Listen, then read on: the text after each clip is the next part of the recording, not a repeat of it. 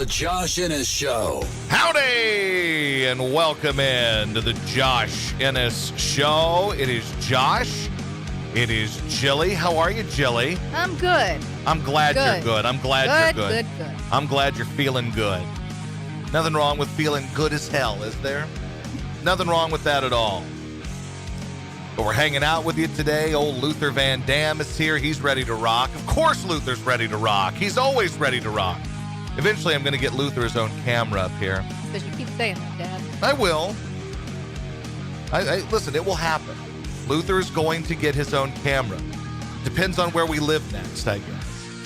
I'm not really going to make any sort of extravagant changes or any giant changes to anything until the party's over here. Which could be, 5, 10 years. Well, at this rate, I would say that not in this house. So it might be in Houston, but probably not in this particular house. But anyway, before we get into anything else, I do have to tell you, speaking of Luther, about Dr. Busby, ToeGrips.com. That's right, ToeGrips.com is where you can go to get those awesome supplements that will help your pup get around better, like Luther, who just runs everywhere. He's got an attitude about him now, but like a good attitude about him. Not like a lousy attitude, like a grumpy attitude. He's like feeling good as hell type of attitude. He trots around the park. He's feeling good. If somebody snarls at him, you know what Luther says to him? Bitch, don't sass me. That's exactly what he says when those lady dogs come after him. When lady dogs come at Luther, he just trots past them. Bitch, don't sass me. That's exactly what Luther says. So I urge you to go to ToeGrips.com and get the Encore Mobility. It will help your dog get around better. Luther's 8. So he's kind of old. He's not ancient, but he's kind of old. And it promotes hip and joint flexibility, restores mobility and comfort, and renews vigor and vitality. It's a green-lipped muscle and New Zealand deer velvet supplement, which, again, you're not going to find that novel ingredient in the big-name joint supplements. Dr. Busby, let me tell you the story really quick about how Dr. Busby discovered this. Over 3 years ago, an Israeli veterinarian at a veterinary acupuncture conference actually showed Dr. Busby this supplement, and she saw such dramatic results with her patients that she's gone through the process of getting certified with the FDA and USDA to import the formula from New Zealand. It's a great supplement. Luther takes one every morning. He does. And he loves it. Loves Dr. Busby and the Encore Mobility. And, of course, they've got the toe grips if your dogs have a hard time getting around on hardwood floors due to injury or old age, which we saw with Luther with his injury a couple weeks ago. And it is not fun to watch your dog try to get around on wood floors. He was scared shitless. Yeah. So, it was sad, really. So if you have an older dog that doesn't get around on the wood floors too well, but, can get around in grass or carpet, maybe the toe grips are for you. And you can get those at ToeGrips.com as well. A 30-day money-back guarantee if the products don't work, but I think they will. And, of course, the promo code is Luther. The promo code is Luther for 10% off. That's 10% off at ToeGrips.com. That is ToeGrips.com. Make sure you check it out. That's the great Dr. Busby and ToeGrips.com. Thank you guys very much. I appreciate you greatly. Bitch, don't sass me. Speaking of bitch, don't sass me, our friend Carrie sent a mock-up for a T-shirt that I posted. I didn't put any comment on it, by the way. You just posted I just posted the random thing that just said, bitch, don't sass me. But it kind of applied because people were sassing me over the shitty Trailblazers and the shitty Lakers. Oh, you got so many Dame Time gifts. And I'm glad that means people are listening and they know what I'm talking about. Yep. But and you were the first one they thought about when Dame good. and the Blazers won. I'm glad that you're thinking about me. I'm glad that I am in your thoughts, and I appreciate that. I want nothing more than to be in your thoughts every day, every moment, every time you wake up, whatever it is. I want to live in your thoughts, so I appreciate that. Of course, you're with thinking Portland of winning me. now, we're not going to hear the end of, these don't feel like an 8-seed team, does it? No, but you know what? LeBron sucks ass anyway. I hate LeBron. I hate Dame Time. I hate them all. I hate every one of them. I hate them all. And by the way, people are ripping me because I had all these sweeps in the first round. Look at the only two teams that lost in the first round. They're both number 1 overall seeds that lost in the first round, at least in the first game of the first round.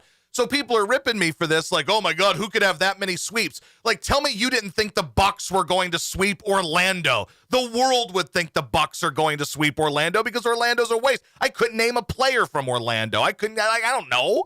So who cares? Markel Fultz, bro. Okay, my bad. Markel Fultz, bro. That's the one I know. Markel Fultz, bro. Outside of that, I couldn't tell you anybody that plays for Orlando. I know there's a guy that's been there for like 100 years. I don't remember his name. I think he's foreign. Outside of that, I don't care about Orlando. So the two teams that lost their first game in the first round, the only thing I was wrong about so far was those two games, and those were two first-round teams, and first overall teams, and that's the first time that's happened that two number one seeds have lost their first game in the playoffs since 2003. Well, to be So fair, it's not like my pick was ridiculous. So those sweeps aren't going to happen. Portland is still going to lose, even though LeBron's a chump. And of course, Orlando is still going to lose, even though Giannis is a chump as well. to be fair, LeBron's very busy. I'm sure he's, wrapping up Space Jam 2, as we heard his speech the other day. And he's probably trying to make sure the post office doesn't shut down so that, the Well, he votes was can get wearing in. his own like MAGA hat type of thing yesterday at his press conference. I don't know if you saw that. No. He had his Breonna Taylor MAGA hat on. Like Make America, I think it said Make America Angry over Breonna Taylor, something like that. So see, he's very busy. He's got a lot on his plate right now. He can't worry about basketball. Honestly, he shouldn't. He should just go home. He should go home is what he should do. That's what we should do right now is he should go home and focus on these other things. He sure as hell wasn't there last night with his chump-ass team. I'm actually shocked that he's not speaking at the DNC. I am too. That I'm seems like shocked by something this. that definitely would have been in the works. I mean, he's basically Joe Biden's campaign manager, right? So, I mean, he might as well. But, of course, last night they choked it away down the stretch because they've got junk players. My favorite, though, and I'm sure they'll bounce. I think they're going to win the series still. I took them to sweep. Now they'll win in 5, and people can shut up about Dame. Now that Dame's won a game, they're just going to stroke Dame for the next 5 years because he beat LeBron in one playoff game. Good for him.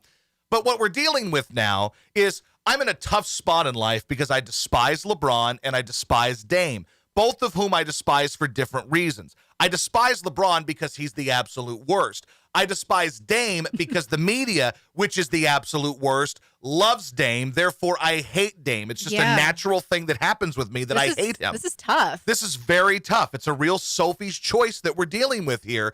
I still have to go for LeBron in this one only because I picked LeBron to win this series and sweep. I was wrong. Who cares? It's not the end of the world. But You're secretly hoping for both teams to get the Rona? yep, that's it. It's not even a secret. It's out there. I okay. want both teams to get the Rona from some whore they brought up and shared. I want some weird bus station skank they brought into the bubble to give the Rona to both of them. And they're both out. And that would make me, that would tickle me pink. Problem solved. I would be so thrilled over this if I could get that to happen and both teams have to be eliminated from the bubble, and I would be thrilled. And it would be great. What I love about LeBron, though, is after he gets his ass worked in a playoff game, the entire post-game news conference really just becomes about social justice shit. Of course. It's like, well, yes, there's a basketball game happening, and yes, I'm the all-time greatest player, and yes, I just got worked by Dame in the last 3 minutes of the game. But none of that matters right now. Let me tell you, that we got bigger issues in the world. We got an election. We got Breonna Taylor. We're still searching for George Floyd justice. So just remember that. Keep it in perspective. That's the beauty of having things like that to keep in perspective. That's the beauty of always being the keep things in perspective guy.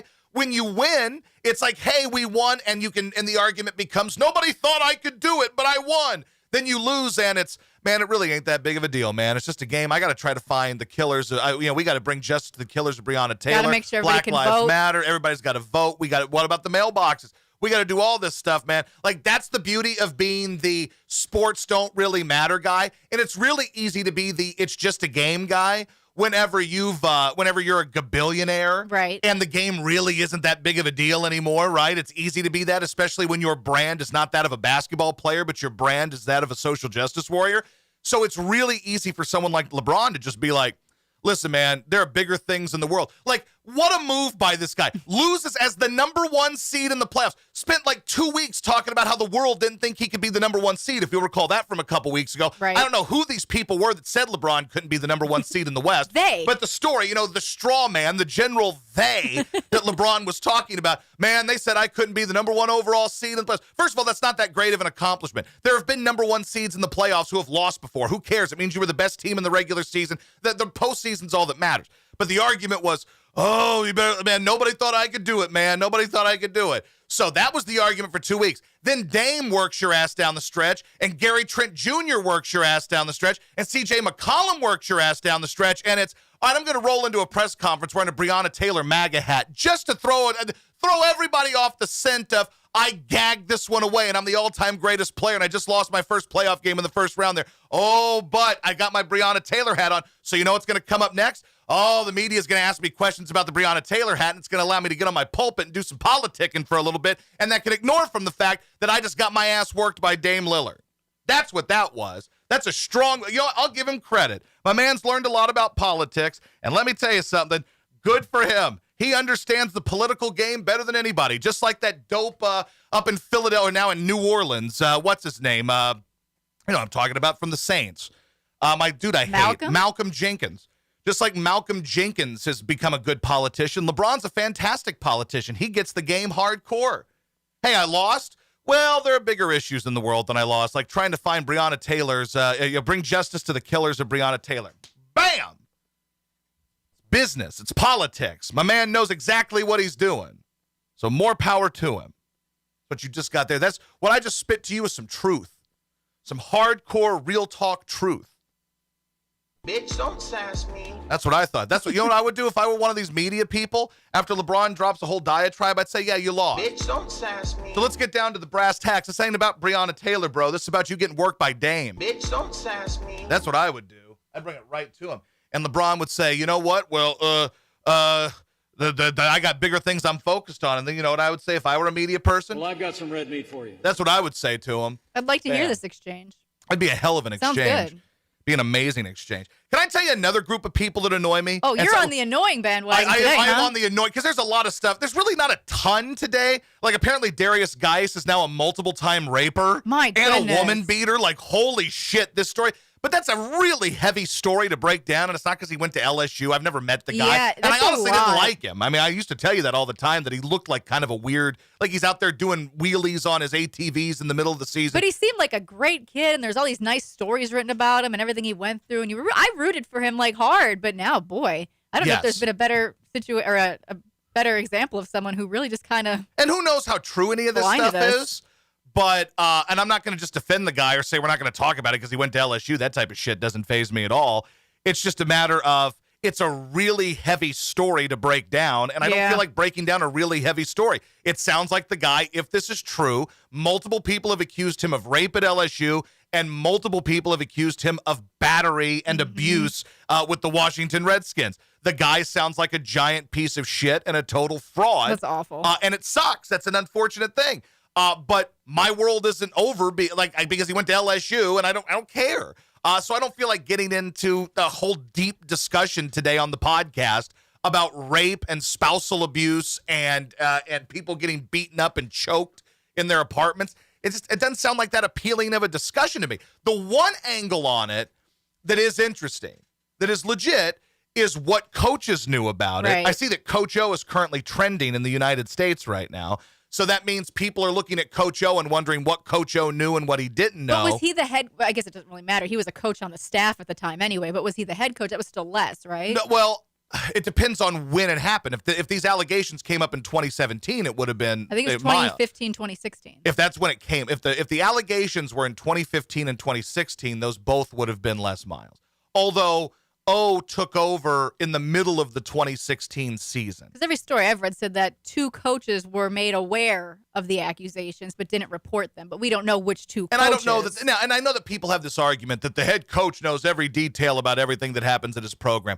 I don't know that. You know, I don't know that to be true. And again, it's not just because it's LSU. I don't know how much Joe Paterno knew about Sandusky diddling and banging kids in the shower. I don't know Right. how much he knew about that. I think it's easy for people to say, well, you know, the head coach knows every single detail about every single thing that happens.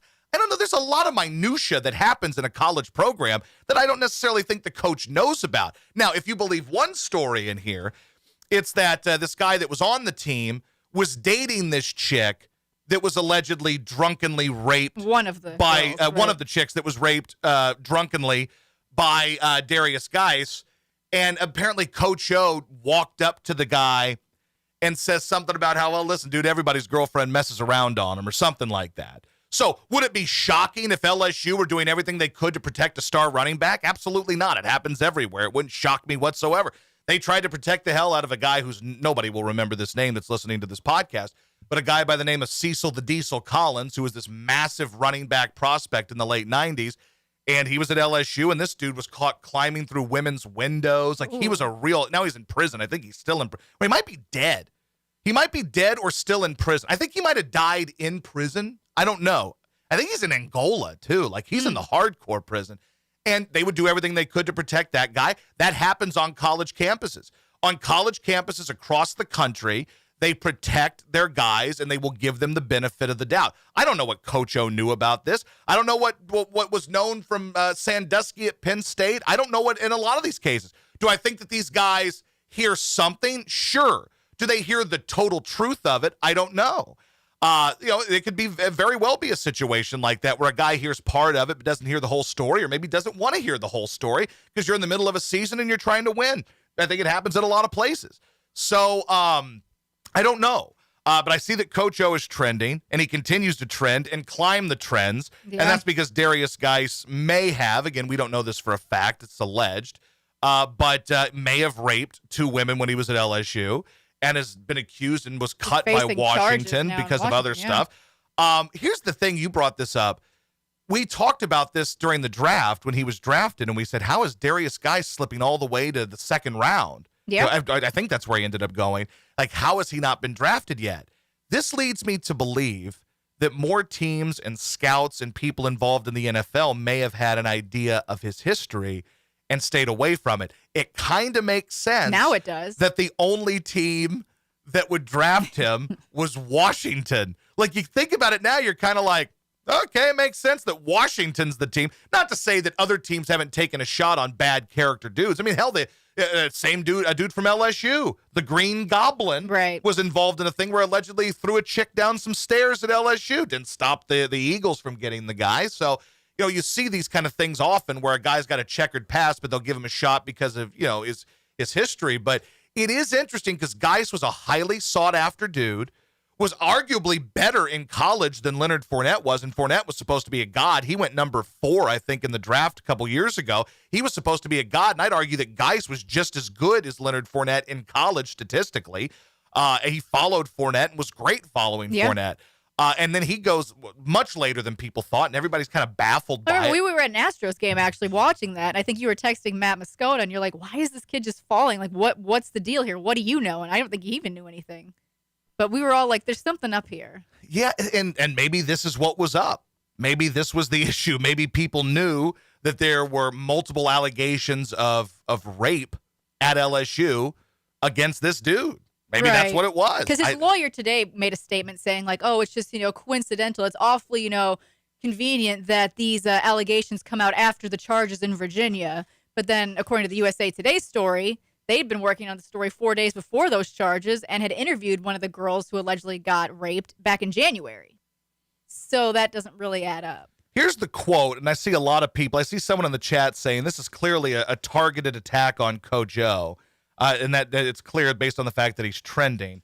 Here's the quote from that about Coach O. Mm-hmm. The former boyfriend redshirted his freshman year and said he steered clear of Geis because, quote, I probably would have lost my expletive on him. But he said LSU head football coach Ed Orgeron brought up the subject of his then-girlfriend and Geis about a year after the alleged assault, telling the athlete that he shouldn't be bothered by it. Quote, Orgeron said, everyone's girlfriend sleeps with other people, the former player told USA Today. I'm still confused, though, because when these happened matters, too, because if Coach O wasn't the head coach at the time. But the argument then will be that he knew about it anyway. I don't know when these, again, 2015 and 2016, you say. It says in 2016, when he was a freshman. Let's see here. So with that, his freshman year. Like, I'm reading some of the comments from people, and I think people are really excited for the opportunity to tear down Coach O because Coach O has kind of become this lovable cult figure, and he wins a championship. And as fast as we build people up, we want to tear them down, obviously. But I'm seeing some of the tweets from people. Everybody's girlfriend sleeps with other people. You tell this to a guy after your star player raped his girlfriend. There's going to be TF be going the fuck be going on with Coach O pork belly ass. Here's the thing, though.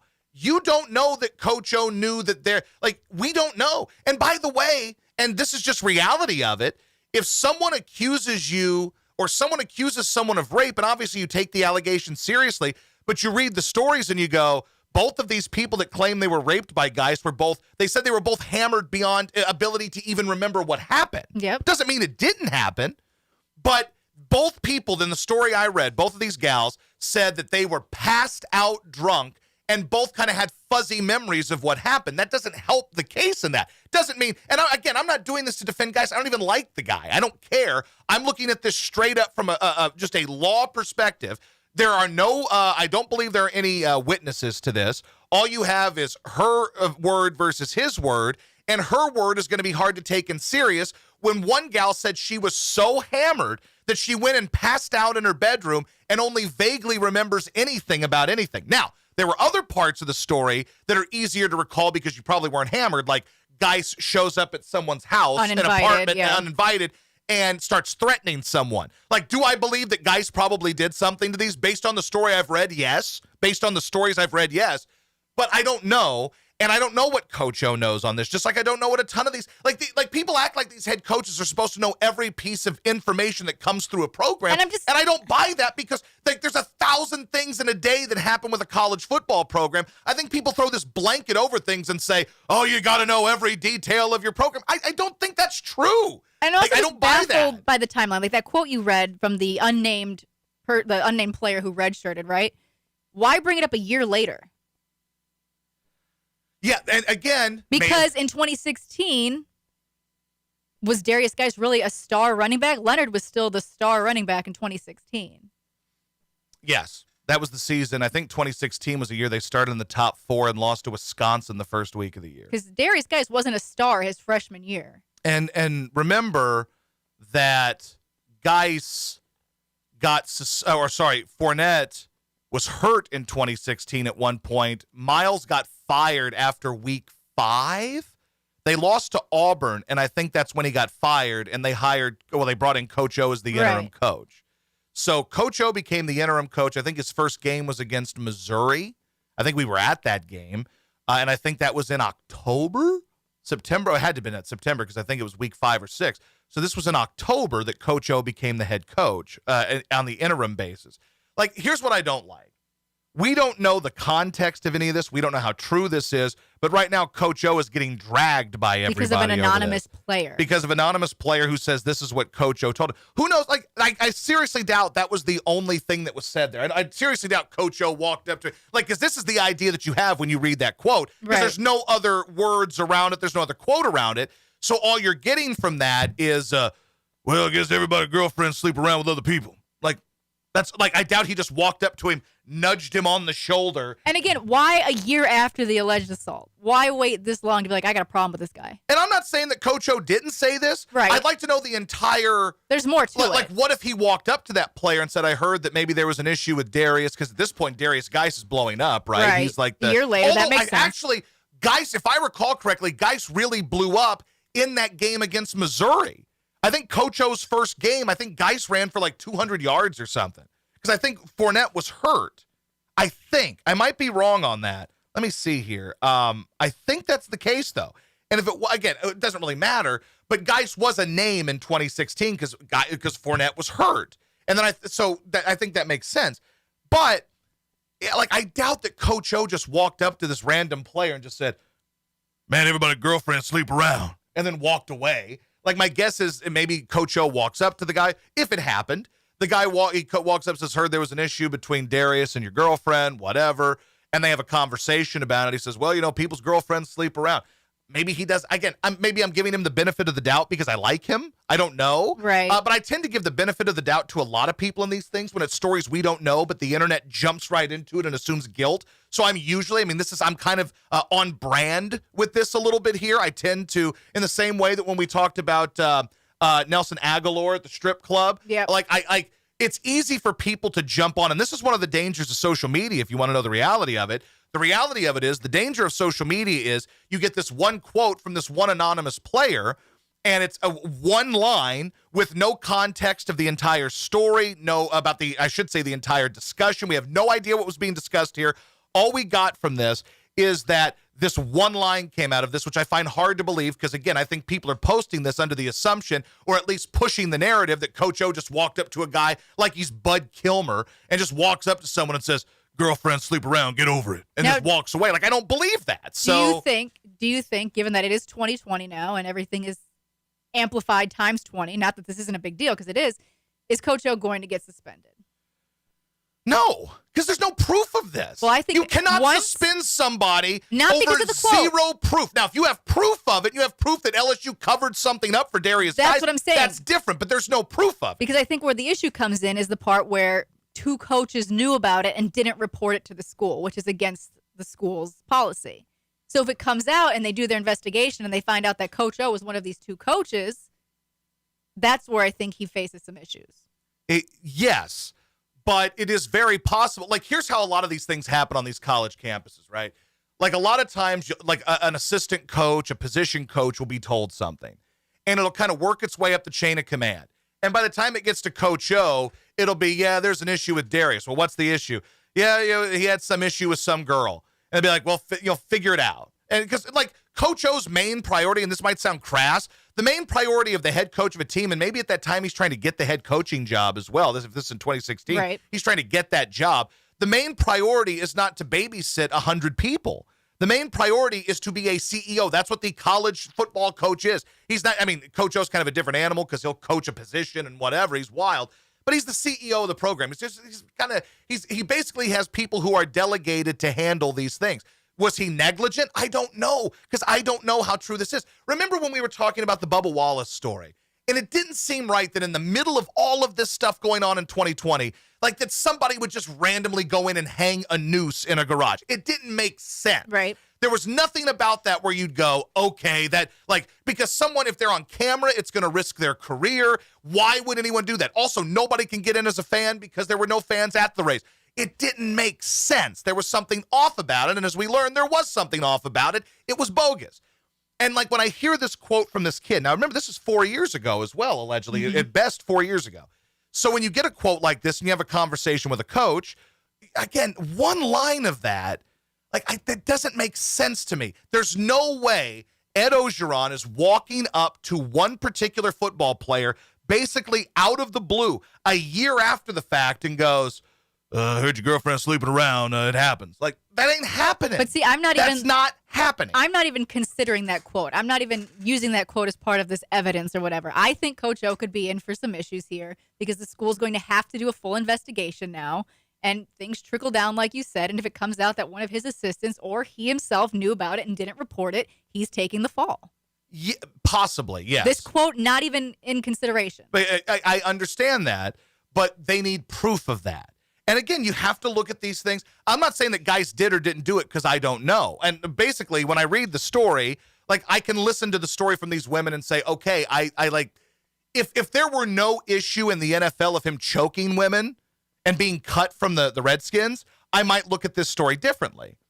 But I don't, because he has that. And then he has this. So it feels like a pattern. And if there's a pattern, one-time incident, you can say, okay, like the Duke lacrosse dudes, none of those guys had incidents involving rape or anything. Just one stripper accuses them, and it's a hotly contested racial, social, big debate, and these guys were railroaded by that and were just destroyed for it.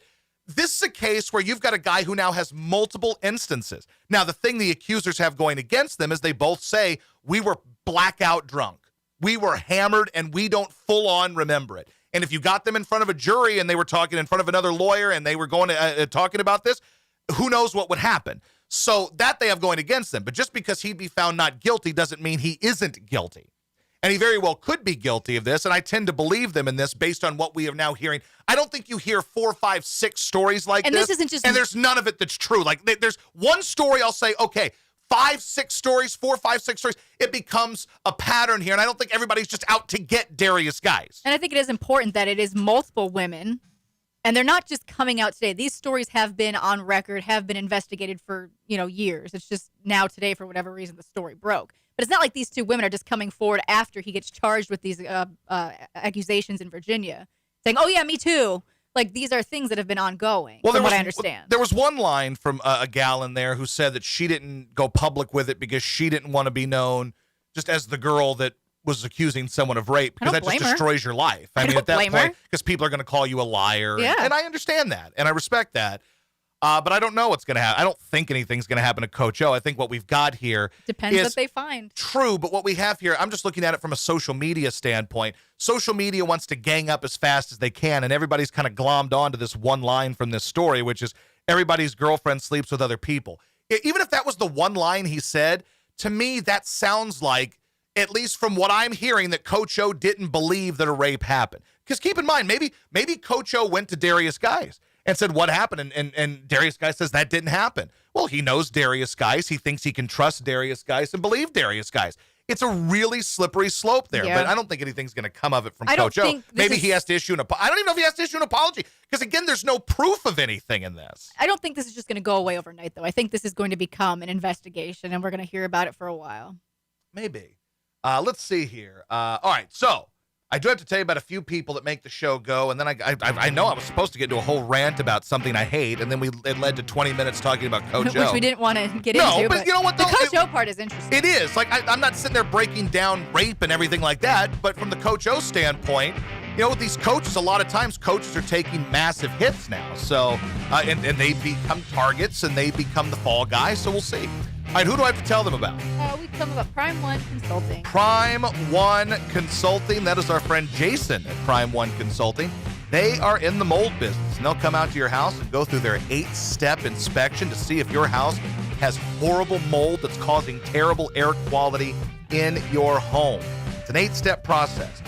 They conduct a thorough interview with you and answer questions, perform a visual inspection, take humidity and moisture readings, evaluate the testing method needed, collect air, swab, or tape lift samples, collect outdoor sample for comparison, visual check of non-affected areas if you request, and directly take samples to the lab for analysis, and that'll be about a 24 to 48 hour turnaround. It's a very easy process. We've had it done here. We found out that our air quality is terrible. Now, you might say to yourself, well, Josh, I don't really see any visible mold, so how do I know if I have maybe moldy air, bad air quality, and I need to have it checked out?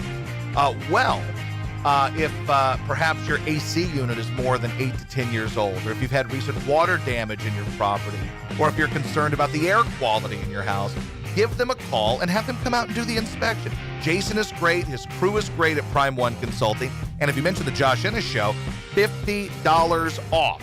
$50 off of your whole process there. So you'll get healthy, good quality air, and they'll knock $50 off. Get your appointment today, 281-545-5005, 281-545-5005, or primeoneconsulting.com. Who is next? Aqueduct Plumbing.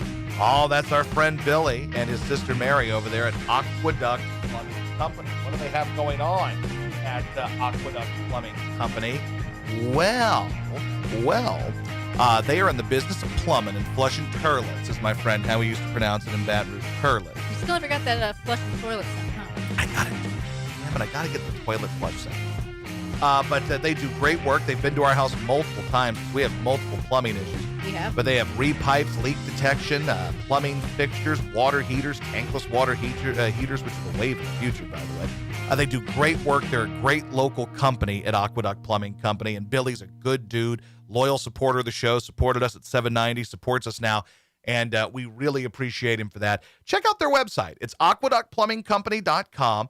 They are awesome at what they do. They will provide elite service for you. They've been here multiple times, done a great job both times. I mean, your sink was filling up on its own without water running. It was a mess. And they were able to get that problem solved. 281-488-6238. 281-488-6238 is the number. The website is aqueductplumbingcompany.com.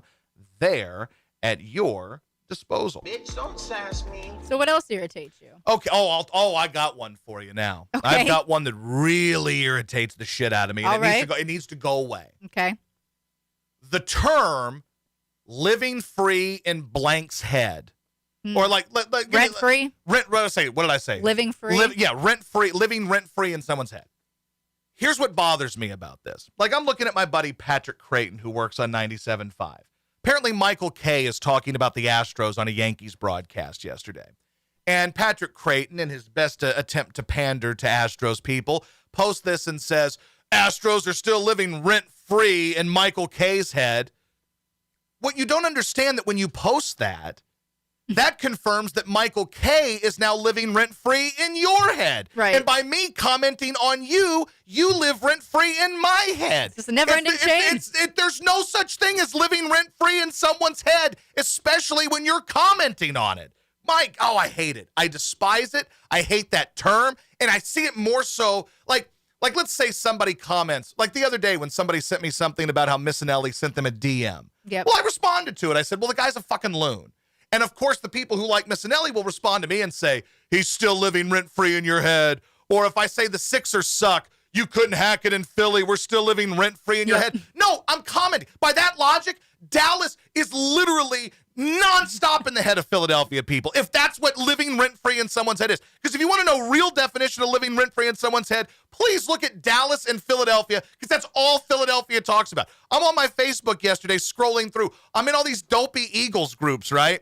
And in these dopey Eagles groups, I've got dudes that post pictures. Like last night, it was just some dude in a Reggie White jersey taking a piss on a Cowboys sign. I'm like, oh boy, that's living rent-free in someone's head. So everyone lives rent-free in everyone's head based on this logic. It's the same kind of logic that you would use as a hot take. A hot take is just an opinion people disagree with. If you agree with it, it's a great educated opinion. If you disagree, it's a hot take. It's the same damn concept as living rent-free in someone's head. I hate this term. That being said, I hate this term. it is a favorite phrase of Astros Twitter and Astros fans. Because they're the worst. And if you would have put it on a shirt, you probably would have sold thousands. Probably. But these people are the worst. Astros Twitter is the absolute worst. They love that phrase. Oh, God. It's just terrible. Like, I don't understand it. People, basically, we just promote people being idiots.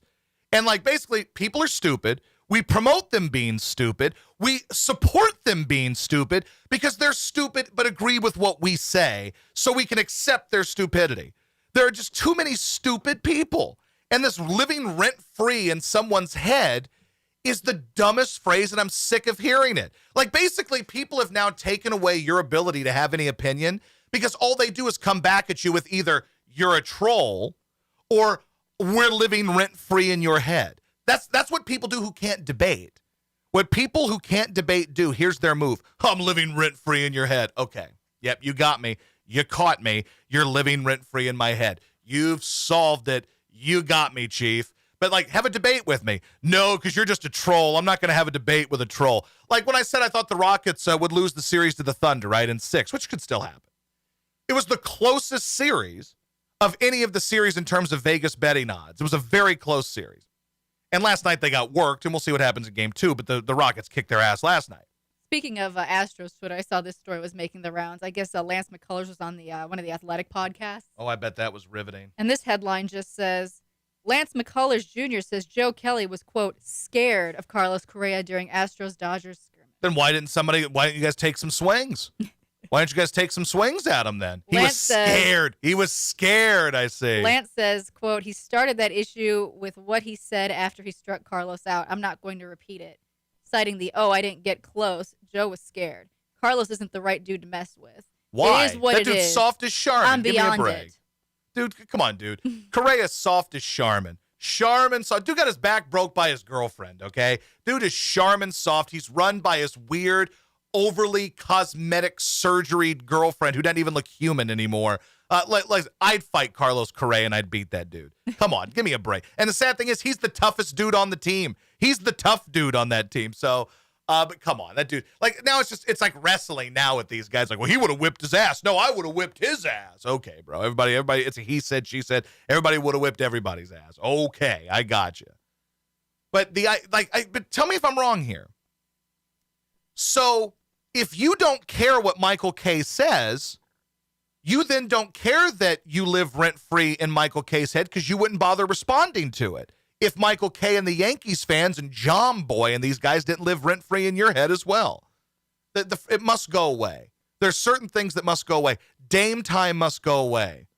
And so must the phrase living rent-free in blank's head. It's never going to go away, is it? It has to. Like, basically, all we're doing in this social media world is we're creating a bunch of people who have no idea how to debate or have a conversation. So basically, if someone says something you dislike, instead of saying, hey, why do you feel that way? Let's have a discussion. It's, oh, you're just a troll. Oh, and someone brought this up in the chat. You're just doing this for clicks. No, I'm not. Like, I'm not going to get a ton of clicks based on an opinion I give you on Twitter. Like, do you think my life is made better? Like, do you think my chances of getting a radio job are elevated? Like, some guy wasn't going to hire me at a radio station, but he goes, shit. He posted this tweet about the Sixers, and it got 70 likes. Holy shit. Gotta hire him. He's getting the clicks. We gotta hire this guy. Like, basically, all social media does is it exposes how little people know about everything, because everybody thinks they're experts on everything. Like, I work in radio and the media, so I kind of get how it works. Well, everybody thinks they're an expert on radio and media. So somehow someone thinks that if I post something and they disagree with it, think about what's going on in your mind and your world as a human and how arrogant you are as a person, that you think that something I tweeted that you consider an affront to you is so offensive to you that there's no way I could have meant it, as if I were tweeting it directly to you, as if like you're sitting back at your computer and I'm like, Sixers are going to get swept. This is such an affront to you that you respond to me as if I directly attacked you, and then you turn it around and make it a direct attack on me, which usually becomes you're a fat fuck, or you couldn't hack it in Philadelphia, We or ran you out of everybody town. hates you, or Mikey misran you out of town. Like, people have the brains, not even of children. I think children are smarter now. They have to be. Kids have to be smarter now because they're forced to be smarter now because people want them to decide what sex they're going to be when they're 2 years old. You know, say, hey, you want to cut off your penis and be a girl? Yeah, mommy, I want to. And like, so these kids have to be smarter now because we force them to be smarter because we don't let them be kids. I would argue that kids who are 4, 5, 6, 7, 8 years old might be smarter than most of the adults on social media who have the brains of just like slow children. Like, they are just idiots. They are morons, these people. They are just dopes. And like, everything you tweet becomes an affront to them because people have formed this world where they're part of a fan base. And if you criticize that team, you've criticized them on a personal level.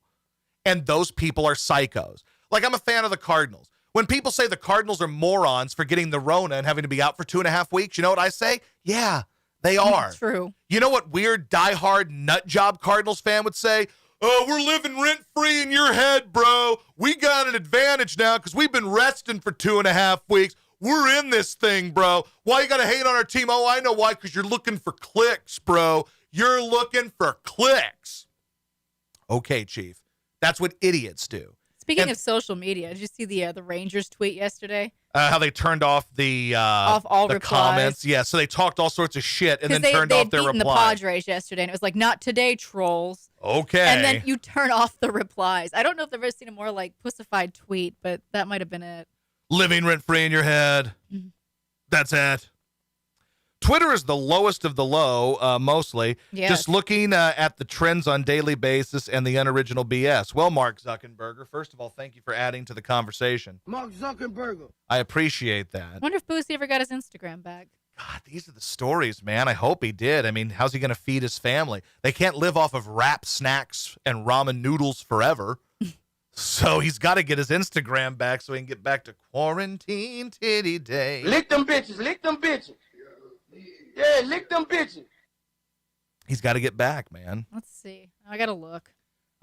We got to find this out. Yesterday, we didn't get into the discussion about the new planes, trains, and automobiles, which Mike Missinelli is going to call a nonstop thrill ride because it's got 2 black guys in the roles now, and this is going to be exponentially better than the original. I don't think he got his Instagram back. Where you at, Mark Zuckerberg? Mark Zuckerberg. Where you going to be, Mark Zuckerberg? Mark Zuckerberg. It's Boosie, man. Put my Instagram back on. I don't know what I did, man. Don't do this to 2020. I'm on my OnlyFans live right now. Mark Zuckerberg. Hit me up, man. You cannot do this to Instagram in 2020. Whatever I did, my bad. I don't even know what I did. Mark Zuckerberg, hit me right now. I'm on OnlyFans live.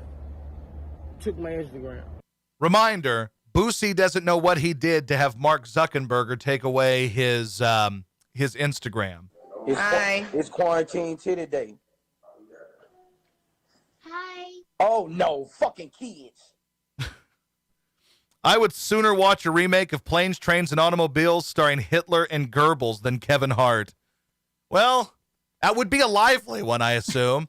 The thing is, this whole the concept of Planes, Trains, and Automobiles has been redone 100 times. I got into a debate with a guy on Twitter about this yesterday, and it was an actual debate. It wasn't a you're a moron type of discussion, because I tweeted that this has already been done before. It was called Tommy Boy, which is basically the same concept. It's not these two guys had to get together out of necessity, and that was this guy's argument is the Planes, Trains, and Automobiles concept is out of necessity. These guys traveled together, as opposed to this one where they were forced to travel together for business. And they didn't know each other. Yes, those guys didn't know each other. Tommy Boy, they knew each other. Due Date is probably a closer example of Planes, Trains, and Automobiles because they didn't know each other. One is kind of the fat, bumbling goof. One is the a-hole. Due Date might have had the most likable or unlikable cast of characters ever. Like, I wanted to like it. That was kind of at the height of Zach Galifianakis. Wasn't there another one, too, that had the same basic concept? It was an awful movie with Melissa McCarthy. Oh, you talking about Identity Thief? Yes. That's basically this. There's the fat, except it was a woman, so it really flipped the whole trope on its head. Yes. It was a fat woman instead of a fat man. But I also enjoyed that the story on like the Action News said like Philadelphia legends unite to make remake of Planes, Trains, and Automobiles. Like, I don't think it's that huge of a story. Like, people remake movies all the damn time. Are Will Smith and Kevin Hart Philadelphia legends? Well, I would think so. I think they are. I mean, Kevin Hart filled up the link, and I think people view Will Smith as a Philadelphia legend as well. Basically, all you have to, like, it doesn't take much to become a Philadelphia legend. Either become a big star or tell the Philadelphia people that they're brilliant and all awesome fans, and you'll be a legend forever. Bryce Harper could go 0 for his next million, but because he named his kid Liberty Bell or whatever the hell his kid is named, I don't think he named his kid Liberty Bell. He'll be here. Sorry, he named his kid the Fanatic. I don't think Whatever the that hell ha- he I don't named his think that's kid, true. he's going to be considered a hero because of that. They're very easy. All you have to do is pander to them a little bit, and they'll love you till the day you die. But Due Date was a terrible movie. Like I think what makes like a Planes, Trains, and Automobiles work is that John Candy's annoying, but you like him. And Steve Martin is an a-hole, but he's kind of an affable a-hole. If you watch Planes, Trains, and Automobiles, there was nothing likable about Robert Downey Jr. He was just a jerk. And there was really nothing likable. Like, so you look at Planes, Trains, and Automobiles, John Candy is likable. You don't know his wife is dead at the time. Spoiler alert. His wife is actually dead, but he Thanks spends a the whole lot. movie talking about his wife. Listen, if it's a 35-year-old movie, sorry, spoiler alert doesn't apply anymore. If you either see her, you're never going to see the damn thing. So his wife is dead at the end of the movie, and that's what we learn. But he's annoying, but he's likable, and you feel sorry for him because he's kind of like this oaf. Well, you're kind of rooting for both of those guys in that movie. Well, you are and you aren't. Like, you think Steve Martin's an a-hole, but you kind of want him still to get home to his family. yeah. You know, you do. I'm rooting, like, Robert Downey Jr.'s wife is pregnant, and he's trying to get to his pregnant wife. Mm-hmm. Like, I'm kind of hoping she dies in labor. Oh, wow. Like, that's how much I hated that movie. Like, I'm watching Robert Downey Jr., and I'm just kind of hoping that maybe, like, in all the calamity of Planes, Trains, and Automobiles, like when the car blows up, when they're walking away from it, like, I want the car to blow up with the two of them in the car, and the movie is just over. And they really should have just made it like a cross promotion. They should have just had it be Alan from The Hangover. You didn't have to write a new character. It's the same character. Just call him Alan. Yes, It's a crossover. Yes, it's exactly what they could have done. And apparently he's got his dead dad in an urn, and he's got a dog, and he thinks he's an actor, and it's so bad. And he's not likable. You like the likable, like in Planes, Trains, and Automobiles, the likable guy was supposed to be John Candy, and you like John Candy. You can see where he's annoying, but you're like, okay, he's kind of lovable oaf. Oh, my dogs are barking, takes off his shoes on the plane. And every time Steve Martin goes off on him, he kind of plays the sad puppy dog, like, oh yeah, I might talk too much, but I listen too much as well. And you feel sorry for him. At no point in the remake, which was called Due Date, at no point in that movie do you feel sorry for the Zach Galifianakis character. You just want the movie to end because it's so bad, and you just want it to end, and you want them both to die. You want the movie to end with, like, they get into some fight, and some dude, like, you want them to go out Cameron Poe style. You want them to get into a bar fight, and like some ex-military dude who has extra training punches them so hard in the face, it breaks their skull and they die. And the dog lives happily ever after. And he just runs away. That's all you want from that, because that movie is so bad. and like there's no likability in it. Who's the So if I'm trying to plot this out, if it's the Planes, Trains, and Automobiles remake, you have to have the likable guy and you have to have the straight man. The thing is, neither one of them are particularly likable anymore. Will Smith is more likable than Kevin Hart. Kevin Hart's like the least likable human But on the planet because he's too annoying. Kevin Hart will be the John Candy. You would think he would. But like, if that's the case, I'm not going to root for anything good to happen to John Candy because I don't like Kevin Hart because he's unlikable. He's annoying. John Candy was never the level of annoying where you're tired of looking at him. You could tell he was annoying to his guy in the movie, but he was likable to us because we're rooting for him because he's a big oaf. Like, Kevin Hart's not a big oaf. He's just a loud, annoying midget. That's all he is. Like, why would I root for Kevin Hart in this movie, or why would I root for Will Smith? You want me to root for Will Smith in a movie? Give me The Pursuit of Happiness. That's the Will Smith I root for. I'm not going to root for either one of these people in this movie. Is John Candy homeless in the movie? That's a great question. Like, that's like, sounds like one of those like deep Reddit discussions that people would have. But that's a good Planes, Trains, and Automobiles question, because he's traveling and basically he kind of adjusts his travel plans for wherever Neil Page has to go. Right. And then at the end of the movie, he's sitting at the train station. He's carrying a giant trunk. Why is this guy carrying a giant trunk? It probably has all of his life's possessions inside the giant trunk. Makes sense. So it stands to reason that he is homeless in the movie. And when they come back at the end of the movie and they get off the train and he comes back and he goes, Del, what are you doing here, Del? And he says that his wife's been dead for however many years she's been dead. And he brings him home with him to Thanksgiving. There should have been a sequel where he just lives with them and calamity ensues. That would be good. Because he doesn't have a home. I mean, he's a shower curtain ring salesman. What? Like, there's no way, unless he's living off the life insurance from his wife, which maybe he is.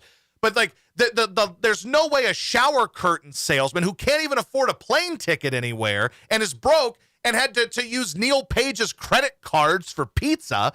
There's no way this guy can pay the rent on any home unless he owns his home. He doesn't seem old enough to have fully paid off a home yet. This is a great discussion. I'm kind of sad that we got rid of the John Candy picture on Twitch. Would have come in handy again. I think it would have.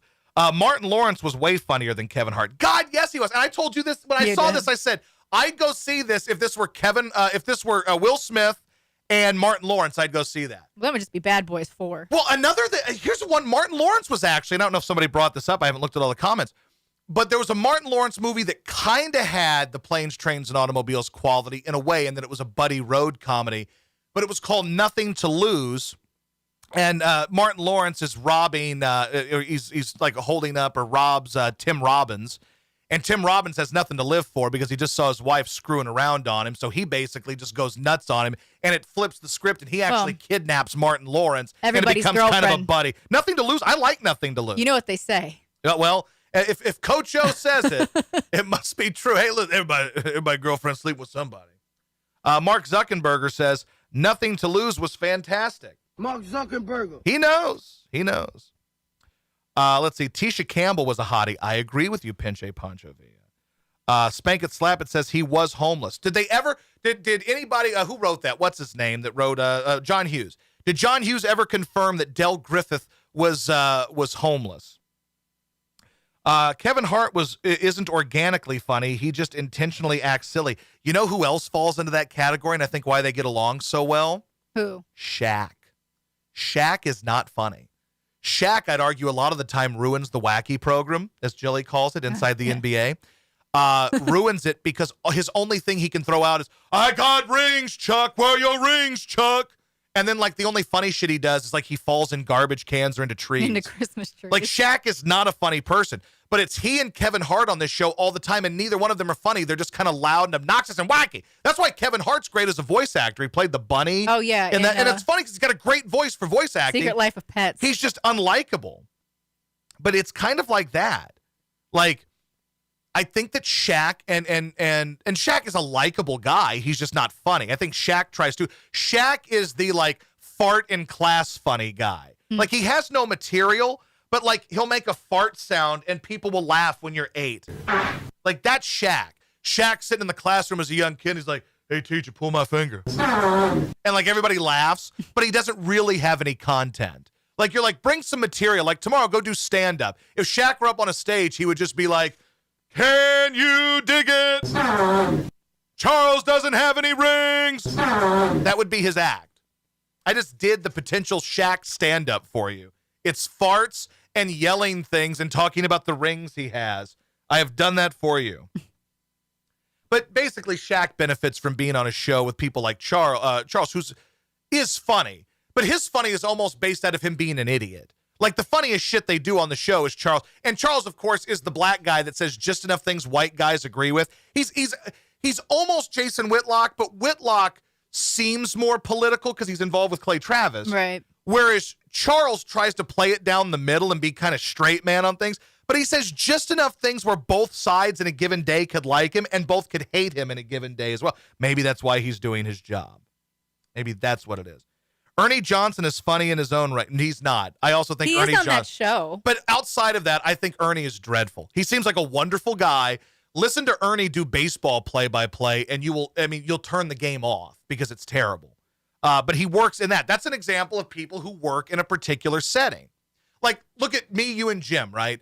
If Jim were leading a radio show, Jim's not going to be funny because Jim doesn't want to lead a radio show. Right. Jim wants to be the guy who says a one-liner and gets out and plays the sound effect. That's who Jim is. If Jim were like, well, here's 3 hours of Jim Mudd leading a show, he wouldn't want to do it because that's not his strength.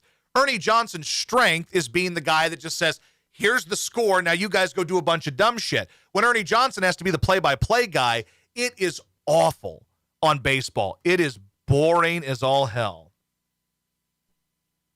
Let's see here. Well, he's a straight man on Inside the NBA, but even the straight guy has his moments. No, I agree with you. I'm not disagreeing with you in that, Joe. My point is that guys like Ernie fit that one particular role, but in nothing else. Like, what other great thing have you ever seen Ernie in other than Inside the NBA? Right.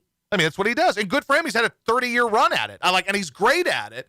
But people talk like he's the greatest broadcaster ever.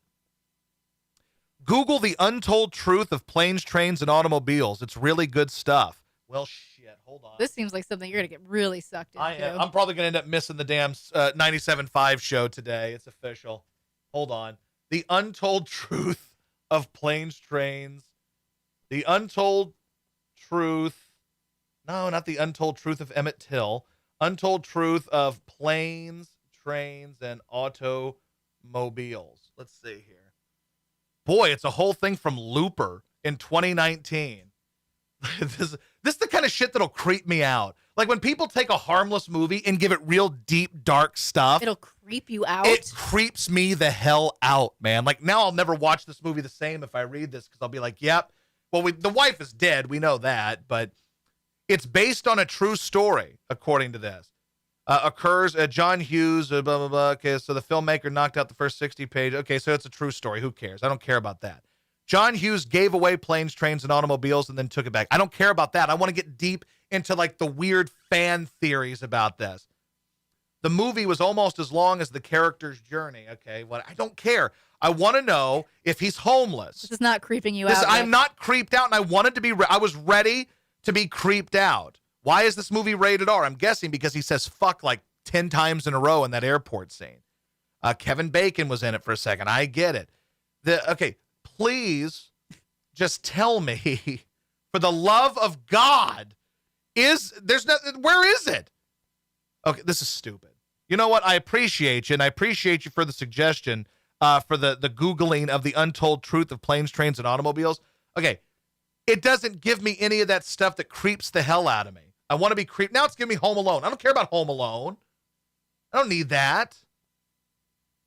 Well, that was a real boner killer. Yeah. I tell you, I was ready. I was ready to risk it all today. I was just not going to go into work, and I was going to dive headlong into a whole discussion about planes, trains, and automobiles fiction. And then what do I get? Nothing. I get that.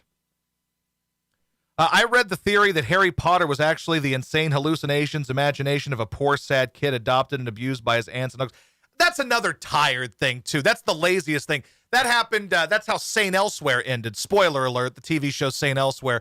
Never watched it, but I know the story. Like, they couldn't find a way to wrap up the show. So basically, everything that happened was in the imagination, I believe, of an autistic kid, which is a total cop-out. In the same way that in Dallas, whenever they brought back Patrick Duffy, everything that happened in the previous season or two was a dream from Victoria Principal because Patrick Duffy was in the shower and okay.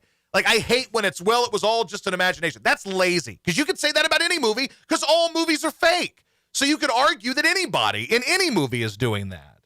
Newhart, you're right there, Beer Vac. Newhart did the same thing. It's a cheap, lazy cop-out for not being able to come up with a solid end to a show, which can be tough. But St. Elsewhere might have the cheapest ending of them all. Just, hey, an autistic kid made it all up. So you mean I spent 7 years watching a show that meant nothing? Thank you. It was all made up. The theory that the Rugrats are all dead and in Angelica's mind are a good... See, again, though, but the all dead one... Now, when it gets creepy is when people can give you examples of where it's kind of obvious. That they're all dead. Like they're all dead. Like, what about in this moment? You know, like, oh, wait, he's actually dead here. Those I will entertain. But it was a dream are the laziest ones. Was it the same autistic kid that hit the threes? That's going to be my new theory. Post it on Reddit right now. I miss Corky. So do I. Obla dee, obla da. Life goes on. That's the truth. And I think that's a good way to end things today, saying that we all miss Corky. Who doesn't miss Corky? And if you're into watching autistic kids in over-the-top dramatic teen shows, perhaps you should watch The Secret Life of the American Teenager. Oh, that's your favorite. Because there is an autistic kid. There's not, like, all over the show. He's in parts of it. He's not, like, the main star. Fantastic show. And if you can find it, it's ridiculous. And I urge you to watch it. So, anyway. I'll be on the radio in less than an hour if you guys want to listen. I'm sure you will because you're loyal Jissers. Flyers tonight. Flyers tonight, biatches. Going for the series victory tonight, baby. It's going down, and we're ready for it. And you know what?